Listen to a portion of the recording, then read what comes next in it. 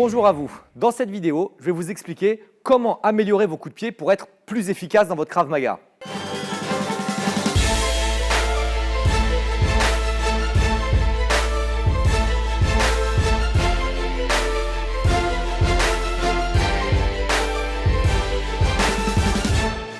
Avant de commencer la vidéo, je vous invite à télécharger votre cadeau gratuit qui se trouve sous cette vidéo, ainsi qu'à vous abonner à la chaîne YouTube pour rejoindre les milliers de pratiquants de Krav Maga, membres de la chaîne KMG France. Comment améliorer vos coups de pied? C'est une arme redoutable puisque vos jambes sont assez puissantes, sauf qu'il faut vous entraîner. C'est moins évident de frapper avec les pieds que de frapper avec les mains, sauf que les pieds vont vous permettre de faire des choses très importantes.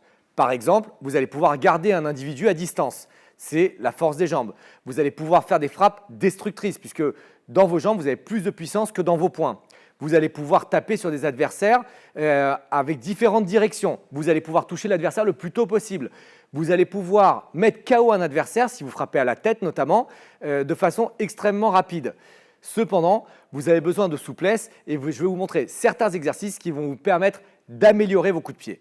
En Krav Maga, on n'est pas spécialiste des coups de pied au visage, sauf que mettre un coup de pied en plein visage, c'est extrêmement efficace. Si par exemple on se réfère à une situation de combat au couteau, on sait que si mon partenaire a un couteau et qu'on est à distance longue bien entendu et qu'il attaque de haut en bas, en frappant au visage, il y a de fortes chances de créer un KO très rapidement et surtout on sait que la tête dirige le corps.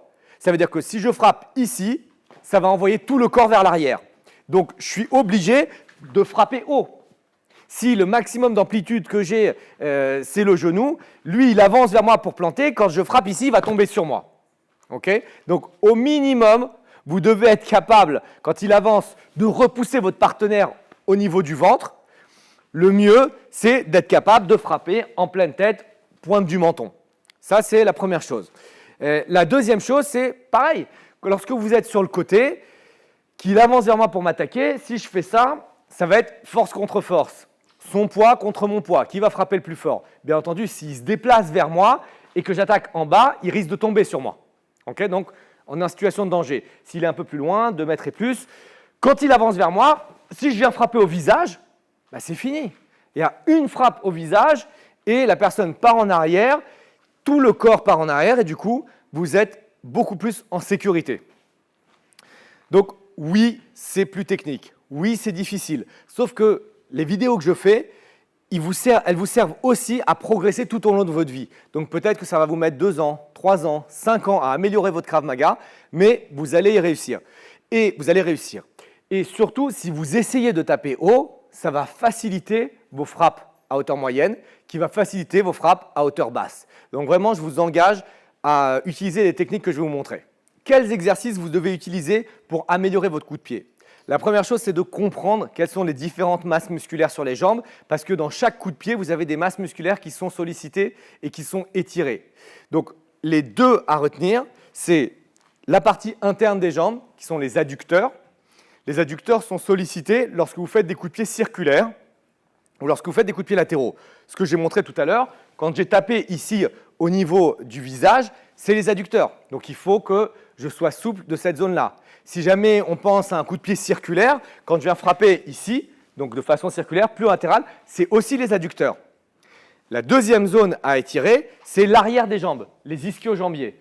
Cette zone, on la sollicite lorsque j'essaye de taper haut en coup de pied direct.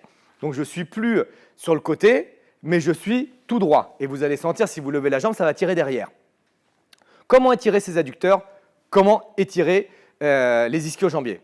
Les ischio-jambiers, vous posez un genou au sol, vous mettez une jambe tendue, les doigts de pied vers le plafond, le genou vers le plafond, vous pivotez les épaules face à la jambe et vous descendez tranquillement vers la jambe.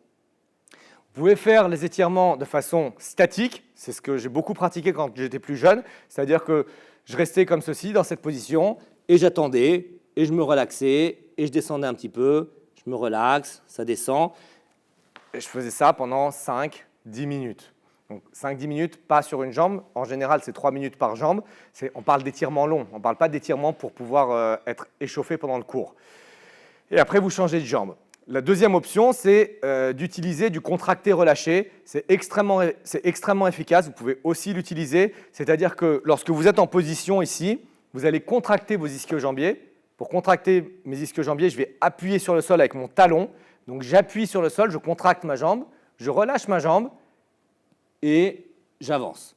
Quand j'atteins la limite, je refais ça une autre fois. C'est-à-dire que j'appuie, je contracte, je pousse contre le sol, je relâche et je descends un peu plus bas. Je contracte et je relâche et je descends un peu plus bas.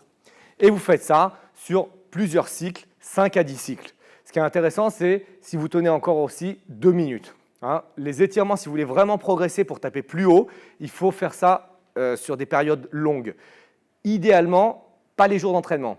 Si vous entraînez le lundi, faites le mardi une séance d'étirement. Ou si vous avez des courbatures, faites le mercredi. Mais laissez le corps se reposer et après, pratiquez les étirements. Un autre étirement que vous pouvez faire sur les ischio-jambiers, c'est dans cette position. Vous allez voir, vous allez sentir que ça tire des deux côtés. Vous allez vers l'avant et vous laissez aller. Vous allez vers l'avant et vous laissez aller. Et là, vous sentez que ça tire sur toute la loge postérieure. Pour les étirements des adducteurs, donc entre les jambes, vous pouvez faire ceci. Donc vous écartez les jambes et vous voyez que je suis dans la même position que le coup de pied latéral, je suis dans la même position que le coup de pied circulaire. Vous tendez bien les jambes, vous gardez les pieds au sol et vous allez vers le bas et pareil, vous vous relâchez. Vous relâchez. Vous pouvez faire du contracté-relâché en serrant le sol avec les pieds. Donc là, j'appuie sur le sol avec les pieds, ça contracte mes adducteurs, je relâche et j'en profite pour étirer un peu plus. Quand j'atteins le maximum, je contracte, je relâche et j'étire un peu plus. Okay ? Et vous restez dans cette position 2 minutes jusqu'à ce que le muscle se relâche complètement. Vous pouvez faire aussi en position assise. C'est-à-dire que, comme tout à l'heure, vous vous mettez ici, vous écartez les jambes, vous allez vers l'avant et vous vous relâchez complètement. Vous attendez un certain temps et puis après, vous pouvez avancer un petit peu et continuer à avancer. Un dernier étirement pour les adducteurs, c'est le papillon ici, où vous pouvez plier les jambes, appuyer avec vos coudes sur les genoux et relâcher ici, ou alors vous mettre dans ces positions et laisser juste le poids du corps pour ouvrir les jambes. Je vous ai montré 4 exercices, 2 étirements pour les adducteurs, 2 étirements pour les ischio-jambiers. Pratiquez-les et pratiquez-les régulièrement. Il y a certaines personnes qui viennent me voir et qui m'ont dit « Oui, alors j'ai suivi tes exercices, mais je n'ai pas de résultat. » Ok, combien de fois tu as pratiqué? Ah j'ai fait ça au moins 5 fois. Ce n'est pas suffisant. Faites ça pendant 1 mois, faites ça pendant 2 mois, faites ça pendant 3 mois et vous allez avoir des résultats. Encore une fois, quand j'étais plus jeune, je m'entraînais, je m'étirais quasiment tous les jours. Tous les jours, dans ma chambre, avant de dormir, je faisais 15-20 minutes d'étirement. Aujourd'hui, je n'ai plus besoin de ça puisque mes muscles sont habitués. Donc, je m'étire 1 fois par semaine, 1 fois toutes les 2 semaines. Mais si vous voulez vraiment des résultats, si vous voulez vous sentir mieux, si vous voulez vous sentir plus à l'aise pour utiliser vos jambes dans la rue, ce qui est fondamental, ça va vraiment changer tout votre Krav Maga, étirez-vous tous les jours. Voilà, si vous avez des questions, n'hésitez pas à la poser dans la zone de commentaires située sous cette vidéo. N'hésitez pas à partager et à liker. Et je vous retrouve très prochainement pour une autre vidéo. À bientôt.